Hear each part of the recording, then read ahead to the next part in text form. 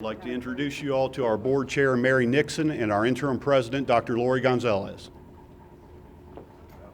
Good morning. It is still morning, isn't it? Thank you all for being here, and thank you for your patience this past week. I know you've had a lot of questions, most of which were not answerable at the time you were asking them, but we hope to get most of them, if not all of them, answered this morning.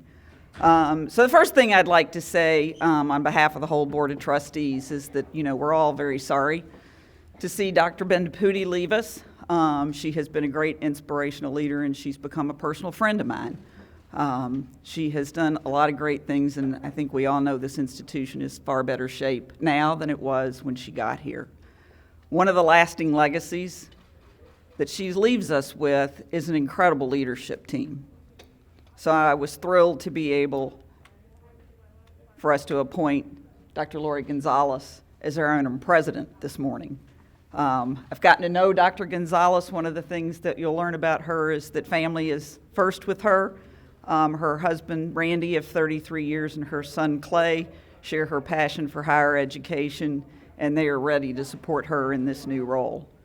Lori's a native Kentuckian, like I am. She has been educated at or served 3 of our fine education institutions in this Commonwealth, and she has deep, broad experience as a dean, a provost, a vice chancellor, and she has proven already in the short time that she's been here to be a courageous, principled leader. She's developed deep relationships everywhere she's been, and I encourage you to get to know her. So, with that, I want to turn the microphone over to our new interim president, Dr. Lori Gonzalez. Thank you. Thank you very much. Our state had a devastating tornado. I want to just mention that, and we offer our condolences to our fellow Kentuckians for family members lost and homes lost. So we are working to support our students because we have lots of students in that area. So I hope you'll bear with me while I read my remarks. They're important for me to make, and I want to make sure I do them well. Mary, thank you for your kind words, your support, and I'm so appreciative of the support from our Board of Trustees. I know they'll be with me, and as we work on our collective future together. I'm very humbled to step into this position at a time when our university has tremendous momentum. Our students are flourishing, our faculty are changing lives every day, and our staff members are performing at an extraordinary level. And our passionate and loyal supporters, alumni, and donors have never been more committed to elevating the University of Louisville. I recognize that the sudden departure of our president and athletic director, that for many in the Cardinal community, they're anxious and wondering what comes next. All those emotions are expected. Here's what I'm going to say to all of you. Having learned so much since my arrival in Louisville in April, this is a resilient, world-class university that's greater than any one person in any one moment in time. Among our cardinal principles is agility, and that means recognizing that things change, and when they do, we must change. Since our founding in 1798, change and achievement has been in our DNA.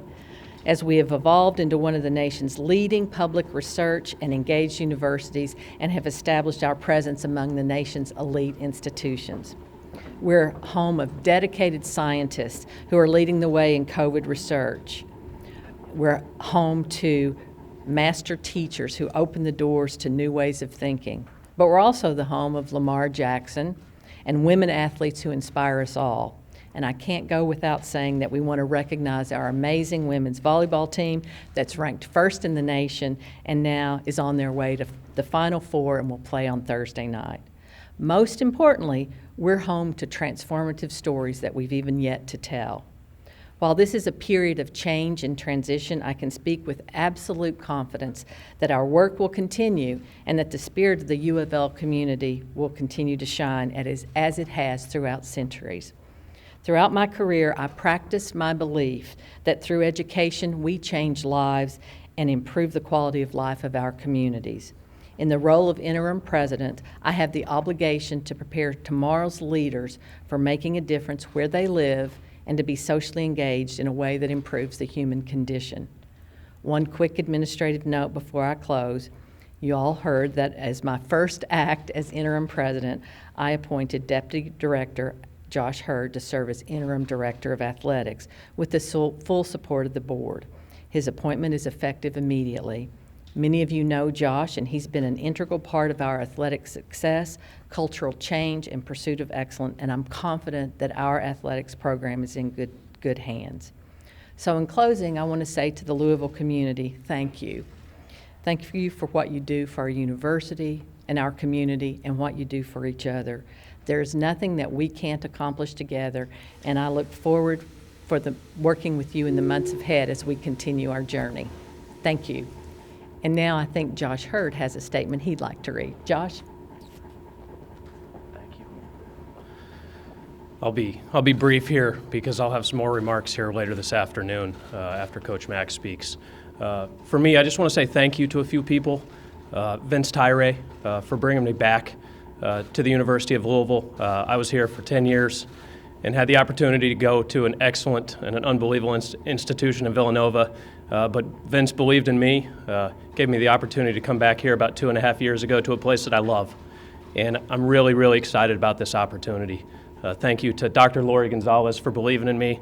I know there was a number of people that had input in this decision, but to be given the opportunity to lead this athletic department, it means the world to me. And as these conversations transpired, I haven't had an ounce of anxiety because this athletic department is in unbelievable shape. It really, really is. And I really have one goal as I think about near-term, long-term, what's going to transpire with this athletic department. And it's for everybody who's associated with this university, with this community, to be proud to put that bird head on their chest. That's it. That's all it comes down to. I'll tell you a quick story. I was running through the trails of Cherokee Park a few weeks ago. It was actually the Sunday morning after the Big Ten championship game. And there was a gentleman, and he had obviously dug through his closet to find the biggest, brightest M that he could. And he was running the opposite direction of me. And my father-in-law actually played football at Michigan. And so as he ran by, I just quietly said, "Go Blue." And to see the pride on his face, because that's what athletics does. It creates pride in a community, on a campus. And so that's what we're going to continue to do here. Not some days, not most days, but every day. And so with that, I look forward to speaking to you later on this afternoon. Thank you so much. Dr. Gonzalez, would you care to take some questions? Sure.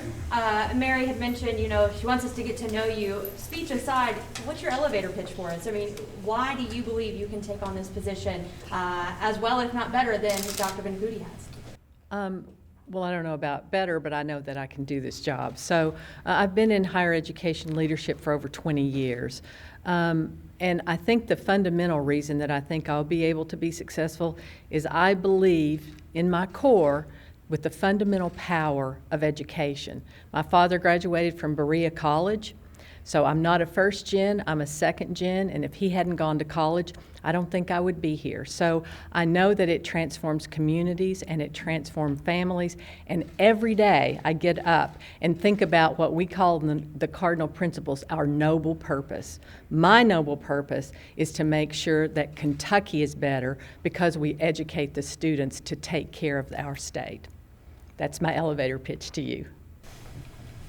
What do you see as the major challenges facing the university today, and how will you plan to address them?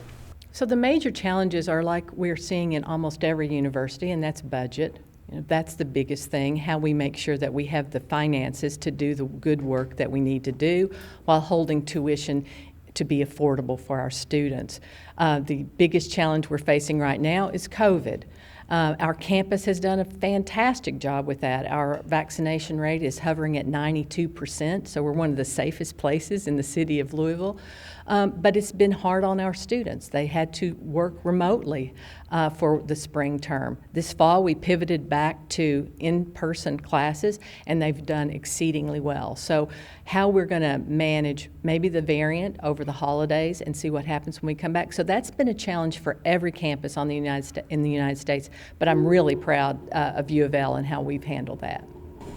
What pieces of Dr. Bendapudi's legacy do you want to carry forward in your administration? Well, we have so many initiatives going on. We're going to reimagine our strategic plan because it was a 3-year plan, so we're going to come back and refresh that plan, and that will chart the course for the next 3 years. So that's one that they started, that Neeli started when she was here. And then the fact that we want to ensure access to all students, and we want to make sure that it's an equitable campus where no matter where you start or where you come from, you will thrive on this campus. And that leads to the anti-racist agenda, which means we want to be out there saying all people are welcome here. We want to make sure we are a diverse and inclusive campus where anyone comes can see themselves being successful. Those are the main things that we have, but there's everything going on here. You know, our deans are working hard to shore up enrollment, to make sure that the programs are the programs that students are wanting and needing, and that we're answering the needs of our workforce so that we prepare the workforce that our corporations, small business, schools, and hospitals need. How do you plan to kind of, I don't want to use the word mend relationships, but mend relationships with the students and the faculty here who Dr. Bendapudi really befriended, and then last week was kind of a blow to a lot of those people being kind of blindsided by all of this. How do you plan to get their trust? Well, I've spent the time that I've been here working very closely with the faculty, staff, and student groups, and so I would continue that. You know, I always say the University of Louisville is a student-first campus. That's the fact. We're here for the students. But we must have an engaged faculty for that to be successful, and then we have to have the staff who give all the supports for that. Those are the 3 constituents on campus that I have to work with all the time. And I think that I've made good relationships in this short time that I've been there, and I'll just continue to deepen those while I'm here. And I think the way you build trust is you say what you mean, and then you do the actions that you talk about doing. And so that will be the way that we prove if I'm going to be able to build trust or not. Mrs. Nixon, I wonder if you could walk us through when you were aware of Dr. Bendapudi's departure or imminent departure, and what impact, if any, that had on Vince Tyree's decision. You would have to ask Vince himself. I don't think it's fair for me to speak for Vince as to whether that played into his decision or not. I became aware, Dr. Bendapudi notified me a week ago Friday night. Okay. And do you think that Vince was blindsided by this? I mean, No, I do submitted not. his resignation without knowing that she was leaving. You'd have to ask Vince. Okay. What are the next steps for appointing a permanent president? What does that look like going forward, timeline? You know, we're getting ready to head into the holidays, so we've got a lot of things to do in terms of finals and grades, and then getting everybody back here on campus, and we're really going to probably start talking about the process of the search process when we come back after the holidays. So we really haven't made any decisions yet. Do you have a timetable for how long before you have a permanent president? No, we do not yet. Thank you. Any other questions? All right, thank you all. You've got work to do. Thank you very much.